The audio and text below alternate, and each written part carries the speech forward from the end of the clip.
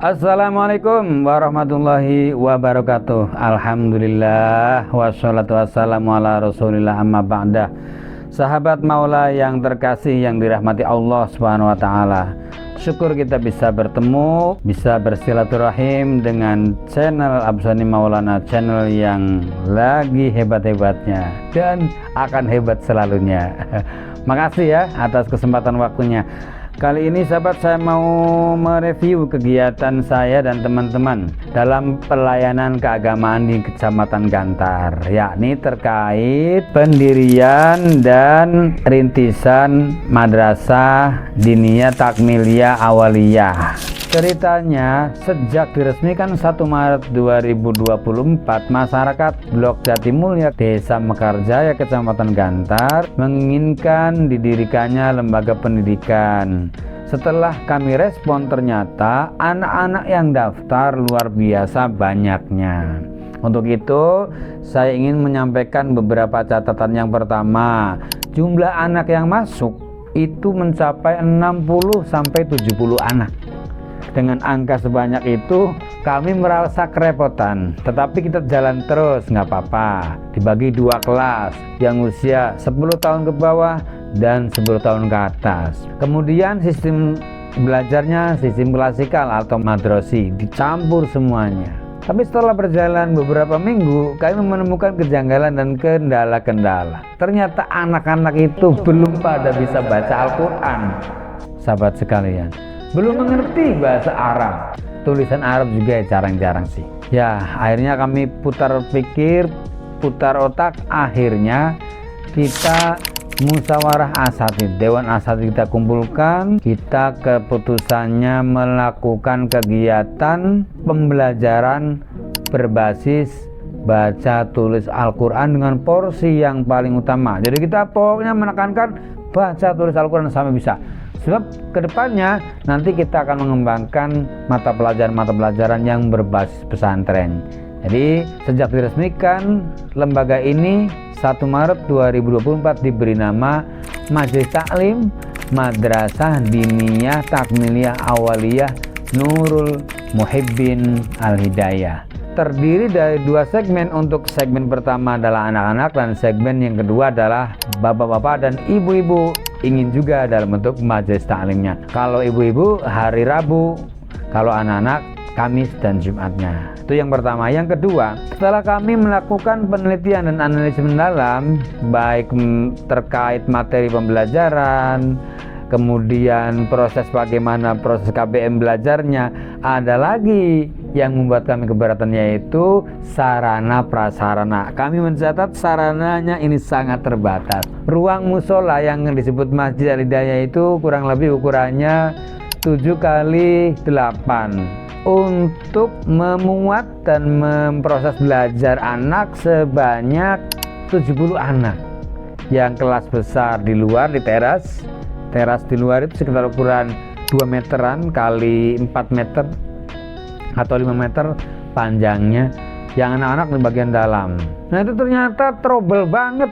Suara dari luar masuk ke dalam, suara dari dalam anak-anak ini keluar juga nyampe di ruang yang tempat saya ngajar. Hanya trouble nih suara antara suara kelas anak-anak yang 10 tahun ke bawah dengan anak-anak yang 10 tahun ke atas. Bagaimana ini contoh trouble-nya? Misalnya sekarang kita belajar tulis dulu. Depan boleh, tengah boleh ya. Belakang sini. Ini satunya siapa namanya? Siti. Akhirnya pada tanggal 11 dan 16 Maret kita rapat memutuskan, ya udahlah, dengan masyarakat kita kumpul, tokoh-tokoh masyarakatnya kita kumpulin, tokoh-tokoh pemerintahan setempat kita kumpulin. Keputusannya kita membangun sarana belajar tambahan berupa kelas baru atau teras belajar santri. Nah, keputusan ini sudah jadi bulat tanggal 16 Maret 2024. Itu yang kedua, sahabat sekalian.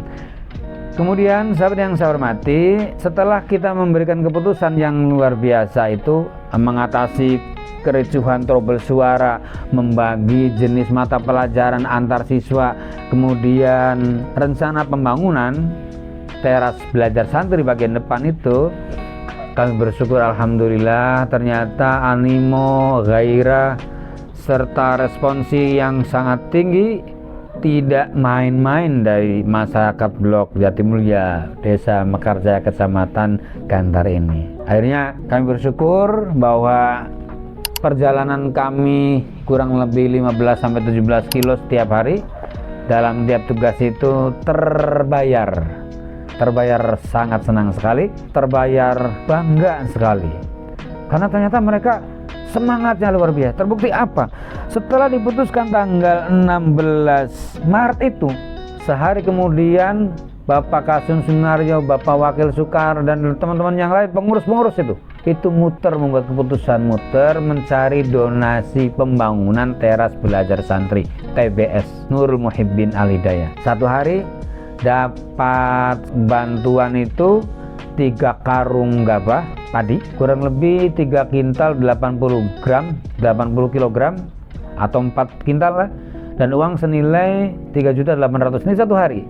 Hari berikutnya mencapai angka 10 jutaan, dan hari berikutnya ada informasi seluruh material berupa kayu dan lain-lainnya sudah terkumpul 100%. Maka mudah-mudahan harapan review kami yang keempat adalah rencana pembangunan teras belajar santri Nurul Muhibbin Al Hidayah ini nanti akan dilaksanakan pada tanggal 24 April atau sekitar tanggal 15 Syawal setelah Lebaran.